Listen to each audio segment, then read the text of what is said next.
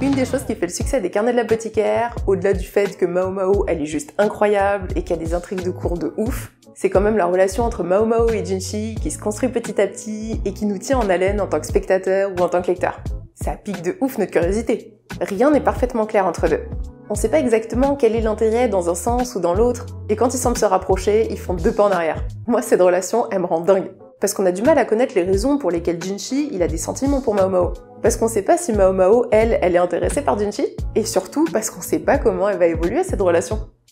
Vas-y, aujourd'hui on se pose et on parle de tout ça. Ah, je précise pour la vidéo qu'on va s'en tenir uniquement à ce qu'on a pu voir dans l'animé, pas au light novel ni au manga. Donc pas de spoil dans les commentaires s'il vous plaît.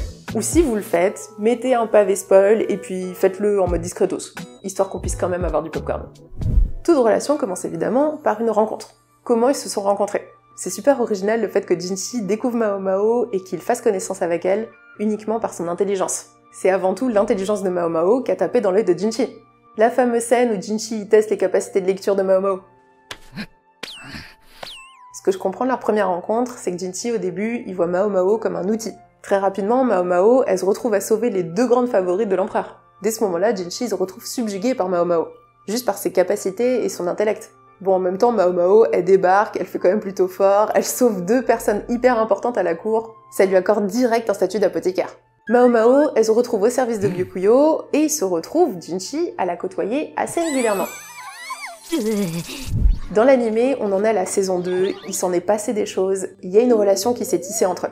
Et j'aimerais bien dire les termes tout de suite, on est loin d'une relation malsaine entre eux. Mao Mao et Jinchi, ils ont quasiment le même âge. 18 pour Jinchi, 17 pour Mao Mao. Jinchi se fait passer pour un mec de 23 ans, histoire de pouvoir être plus crédible face à ses interlocuteurs dans la cour quand il gère son rôle d'intendant. Il a quasiment le même âge que Mao Mao. S'il est mentionné à des moments qu'il est censé avoir 19 ans, c'est juste que le temps passe dans les carnets de l'apothicaire.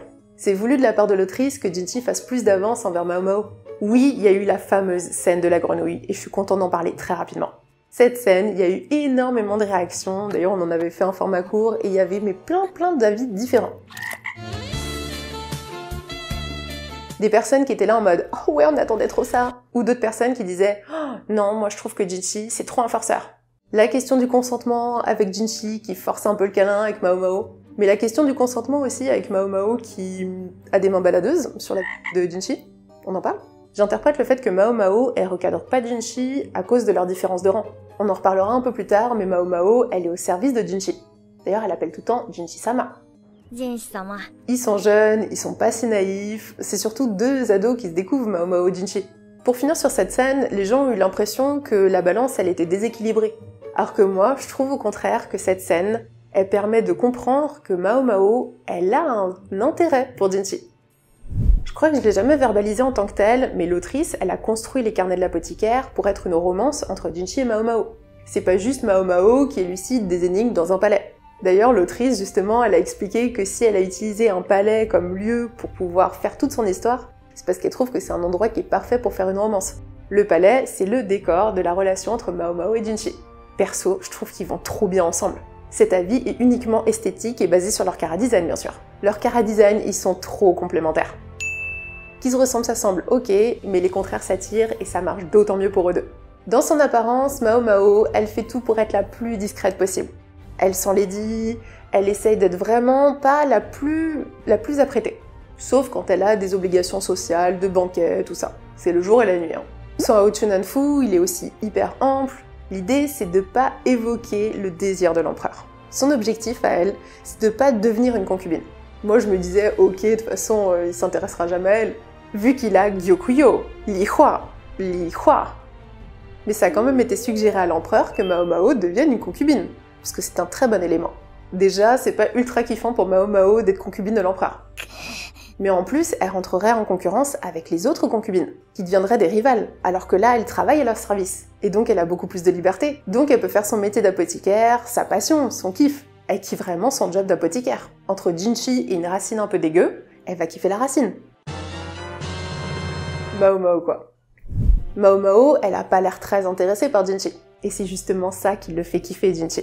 Parce que c'est la seule personne du palais à rien attendre de lui. Jinchi, c'est le coq de la cour, il parade. Là où Mao Mao, elle va être ultra discrète, lui, il faut que tout le monde le voie. Et quand on le voit, il faut qu'on le voit bien. Jinchi, c'est le tchad suprême de la cour. Entraînement physique, cheveux, il fait ultra gaffe à tous les détails de son apparence. L'autrice a expliqué qu'elle a imaginé et construit Jinchi comme son idéal masculin. Jinchi, il a des cheveux violets. En Chine, le violet, c'est la couleur romantique par excellence. C'est la couleur de l'amour, l'équivalent du rose pour nous ici. Il a même ses petits cils violets. Le personnage masculin de l'histoire qui porte la couleur de la romance. Mao Mao, toujours dans la complémentarité, elle porte du vert. Le vert, la couleur complémentaire du violet. TMTC, tu connais ta roue chromatique. En Chine, le vert, c'est la couleur de la santé et de la guérison. Et c'est vrai que Mao Mao, elle guérit Jinchi. Elle fait son job de servante, mais justement, elle s'occupe de Jinchi et elle le sauve. C'est sa priorité. Et même ces espèces de petits brocolis, elle les donne à Jinchi. Sa priorité, c'est de prendre soin de lui. On peut se demander, du coup, est-ce que c'est une preuve qu'elle tient à lui, ou juste, est-ce qu'elle fait son job et qu'elle est très investie. Il y a quand même beaucoup d'obstacles à cette relation Mao Mao-Jinchi. Déjà, tout simplement parce que Jinchi, c'est censé être un eunuque. C'est un ressort super comique de la part de l'autrice, la façon dont Mao Mao découvre que Jinchi, c'est pas un eunuque. Mao Mao, c'est censé être une super enquêtrice, elle a des capacités d'analyse et d'observation ultra poussées. Par contre, avec Jinchi, elle a rien vu venir. Et c'est pas faute de l'avoir vu des sapés, hein. Du coup, ça a forcément ralenti la progression de leur relation. J'adore la subtilité de la situation entre Mao Mao et Jinchi. Mao Mao qui tâtonne dans le noir pendant toute l'histoire pour découvrir qui est Jinchi, essayer de savoir si c'est un véritable eunuque. Tout ça pour arriver au véritable tâtonnement. Je vois pas comment dire ça autrement. On va rester safe pour YouTube. Ok, Mao Mao, elle a mis plus d'1 an à découvrir que Jinchi, c'est pas un eunuque. Pas un vrai eunuque. Mais il y a d'autres obstacles à cette relation entre Mao Mao et Jinchi. Sur le plan social, au niveau de l'étiquette, Mao Mao et Jinchi, ils viennent pas du même milieu. Mao Mao, elle arrive en tant que servante, elle s'est même fait enlever pour se faire ramener au palais. Jinchi, lui, il est au niveau max de l'échelle au palais. Intendant du palais, il a un rang très élevé. Il a un devoir de représentation. Il doit faire attention à ses moindres faits et gestes. Et c'est justement parce que Mao Mao, elle vient pas du même milieu que Jinchi, parce qu'elle a pas vécu toute sa vie comme lui dans le palais, parce qu'elle vient de l'extérieur, qu'elle l'intéresse. L'intelligence de Mao Mao, elle prévaut sur son physique. Son intelligence, c'est une qualité qui dénote par rapport aux autres concubines, qui elles ont été sélectionnées uniquement pour leur physique. Parce qu'elles plaisent à l'empereur, parce qu'elles sont jolies, parce qu'elles ont une belle plastique, ou alors elles peuvent être sélectionnées juste par leur naissance, parce que leur famille est intéressante pour l'empereur. En plus, Jinchi, il envoie en masse débarquer des filles au palais. Que ce soit des servantes, que ce soit des suivantes, des concubines, il voit tout le monde passer. Pour ceux qui sont un peu perdus, il y a toute une hiérarchie au palais. Entre les servantes, les suivantes, les concubines, les favorites. Les servantes, c'est les petites mains du palais. Elles s'occupent de toutes les tâches domestiques. Et elles, l'empereur, les a même pas choisies. C'est d'ailleurs comme ça que Mao Mao se retrouve au palais. L'empereur, il a rien à voir avec son arrivée. Les suivantes, elles font partie du cercle rapproché de chacune des concubines. C'est surtout les favorites qui ont des suivantes. Et certaines d'entre elles en ont vraiment beaucoup. Comme par exemple Lolan. Lolan, on en parle toujours.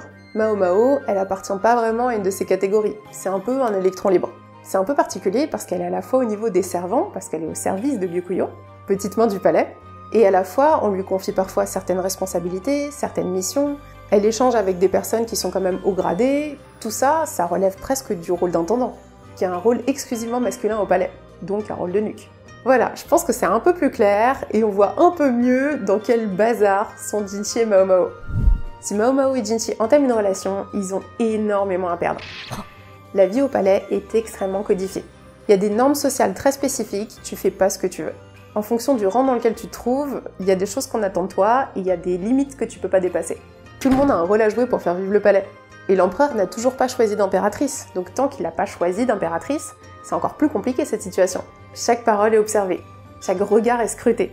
Chaque modification de tenue ou de bijoux peut créer une déflagration.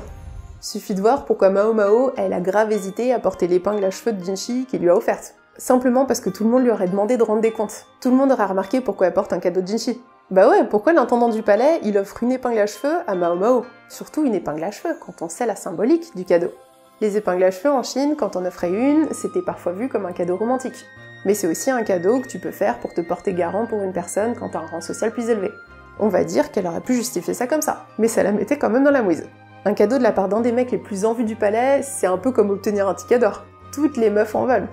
Mais du coup, Jinchi, il est super triste. Et il est frustré de cette relation parce que... il est bloqué. À chaque fois qu'il se pose des questions, à chaque fois qu'il hésite, j'ai envie de le secouer le mec, hein. Mais le pire, c'est que cette relation, elle donne trop l'impression qu'elle est bénéfique pour aucun d'entre eux. Si quelqu'un au palais découvre que Jinchi flirte avec une fille du palais, déjà, ça va totalement remettre en question sa position d'eunuque. Ça aurait pas que des conséquences pour lui, ça aurait des conséquences pour toute la société du palais, tout l'ordre qui est établi. Et donc pour tout le pays et l'équilibre politique. Ouais, il y a des vrais enjeux dans les carnets de l'apothicaire. Bon, à côté de ça, pour Mao Mao, c'est pire. Elle risque juste de mourir. Au mieux, elle se ferait juste bannir du palais, et au pire, elle se ferait exécuter. Quand tu regardes avec un premier niveau de lecture les carnets de l'apothicaire, t'as l'impression que c'est léger et ok. Mais en fait, il y a beaucoup de tensions et beaucoup d'enjeux dans cette relation. Et cette relation, je le rappelle, c'est la base de l'histoire. Mais c'est justement parce que Mao Mao a énormément à perdre et qu'elle en a vraiment conscience qu'à chaque fois qu'il y a des rapprochements avec Jinchi, déjà la tension elle est au max. Et forcément, elle lui met des stops, parce qu'elle peut pas franchir cette limite. Et c'est intéressant de voir le refus de Mao Mao sous cet angle-là, sous le contexte politique et tous ces enjeux personnels qu'elle a à gérer, plutôt que de voir ça en mode Mao Mao, elle met des stops à un mec qui est un peu trop insistant. Parce qu'il y a quand même des petites subtilités qui montrent qu'elle s'intéresse quand même à Jinchi. Jinchi, pour Mao Mao, ça reste un peu un mystère, une sorte d'enquête qu'elle va devoir élucider. Elle est fascinée par les mystères à résoudre et les équations insolubles. Et Mao Mao, elle est fascinée autant par Jinchi que Jinchi est fascinée par Mao Mao. Bon, elle, c'est juste une histoire de grenouille, hein. En plus, Jinchi voit Mao Mao comme un chat. Mao Mao, qui ressemble à un chat avec ses petites oreilles, il est fasciné par elle, elle peut le griffer, mais en même temps, il la trouve adorable. Et à la fois, quand il la nourrit, quand il lui ramène ses petits jouets, elle est là avec ses petits yeux en mode « Oh, je suis contente !» Et à la fois, quand il a rien pour elle, elle s'en balèque. Ce qui est assez dingue, c'est que cette relation entre Jinchi et Mao Mao, c'est quand même le fil rouge de l'histoire depuis quasiment 2 saisons complètes, et ça progresse quasiment pas. Juste Mao Mao, elle a compris que Jinchi, c'est pas un eunuque. Bravo. Tout le génie de l'autrice dans l'écriture des carnets de l'apothicaire, et ce qui nous fait kiffer, c'est qu'elle joue beaucoup sur les indices, les jeux de regard, les non-dits. Dans les carnets de l'apothicaire, il n'y a pas besoin de grands drames, il n'y a pas besoin de grosses révélations à chaque épisode. D'autant plus que l'autrice a dit que Jinchi, c'était le personnage pour elle qui est le plus difficile à écrire. Il a un passé compliqué, et sa place au palais, c'est toujours difficile à doser. C'est pour ça qu'elle éclipse parfois Jinchi de certaines intrigues. Alors qu'à la base, elle avait prévu que Jinchi, on le voit presque autant que Mao Mao. Que ce soit plus un duo qu'un personnage principal, féminin, uniquement Mao Mao. Heureusement que Mao Mao est stylée et charismatique, elle tient toute la baraque. Non mais le truc improbable, c'est que la tante, la sœur et le grand-père de Natsuyoga l'autrice sont hardcore fans de Jinchi. Et ils poussent Natsuyoga à l'inclure le plus possible. Ils vont bien la mettre dans la galère, hein. Je sais pas s'ils savent ce que ça représente d'écrire une histoire comme ça, hein. Je trouve que la relation entre Mao Mao et Jinchi est une des plus authentiques que j'ai pu voir dans les animés. Parce qu'un début de relation, c'est exactement ça. Tu connais pas l'autre, tu fais des suppositions. Chaque phrase que tu vas dire à l'autre, elle va te rester dans la tête, elle va être aussi vachement sous-pesée. Ce qui fait que ça marche aussi à l'écran, et ce qui fait vraiment trop kiffer, c'est que c'est crédible ce qui se passe. Et moi, qui est juste à donf sur l'animé, je sais toujours pas ce qui se passe après. Trop hâte de savoir. Est-ce que je suis la seule à être folle aussi sur cette relation? Est-ce que je suis la seule à me poser autant de questions, à être autant fascinée? Alors que d'habitude, moi, les relations dans les mangas, franchement, mais je m'en fiche. Mais là, j'ai vraiment envie qu'ils finissent ensemble. J'attends de lire tous vos spoils dans les commentaires. Oubliez pas quand même de prévenir les gens, il y en a, ils veulent pas être spoil. Les petits pouces bleus, on s'abonne. À la semaine prochaine!